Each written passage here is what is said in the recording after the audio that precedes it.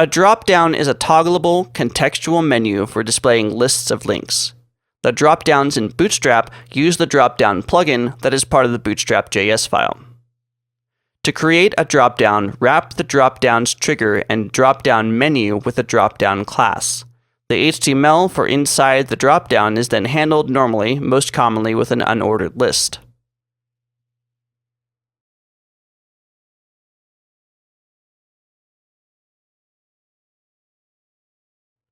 Dropdowns can have headers too. Just add the class dropdown header to an element in the dropdown to delineate it as a dropdown header.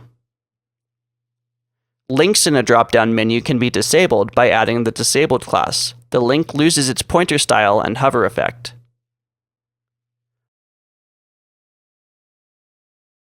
There are several ways of handling navigation in Bootstrap. Each of these should be familiar if you've been building websites in the last few years because they solve very common problems that we often use to create different types of navigation. All navs start off with the base nav class. Additional modifier classes are added to define which type of nav you want to use. There are two main types of navs: tabs and pills. Tabs are what you'd expect them to be. You create them by adding the nav and nav tabs classes to your UL tag and then create the list items normally. Tabs require the tabs JavaScript plugin that's included in the main Bootstrap.js file to actually be tabbable. You can take that same code and change tabs to pills to create the second type of nav pills. Pills basically look like buttons for links that highlight when you hover over them and otherwise stay relatively unstyled. Pills are good if you don't want to add the extra overhead of including the tabs component in the JavaScript file. Pills can also be stacked vertically, just add nav stacked to the UL tag.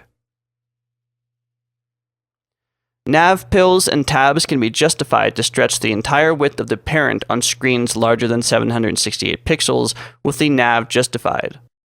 On smaller screens, the links are stacked.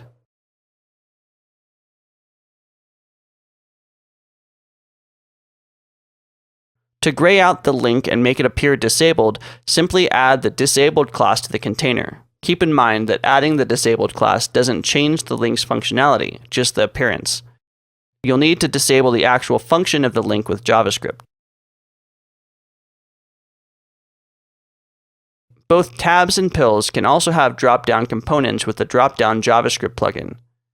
This just takes a little extra HTML to add the drop-down markup.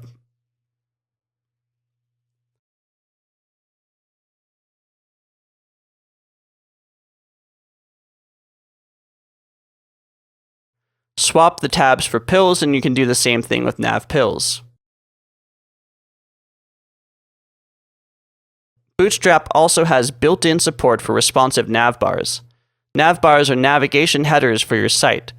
They start collapsed and toggleable for mobile devices and become horizontal as the viewport increases. Navbars require JavaScript to be enabled in the browser for the navigation content to be toggled when the navbar is collapsed. The navbar collapse functionality also requires the Collapse Bootstrap JavaScript plugin. Form content, like a search or an email address submission box, can be added to a navbar within a navbar form class for proper alignment and behavior on small screens.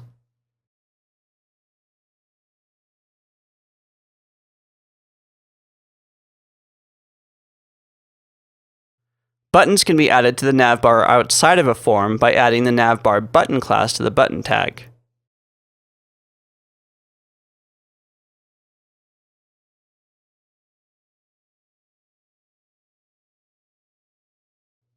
And if you want to add some arbitrary text to your navbar, you can do that by adding the class navbar text to your p tag that wraps around your text content.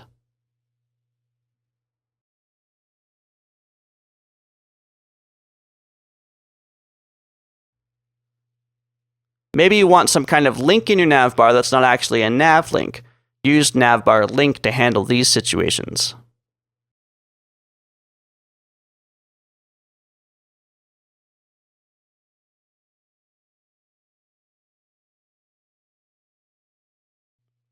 Within the navbar, you can align everything left or right using navbar left and navbar right. These can then be mixed and matched.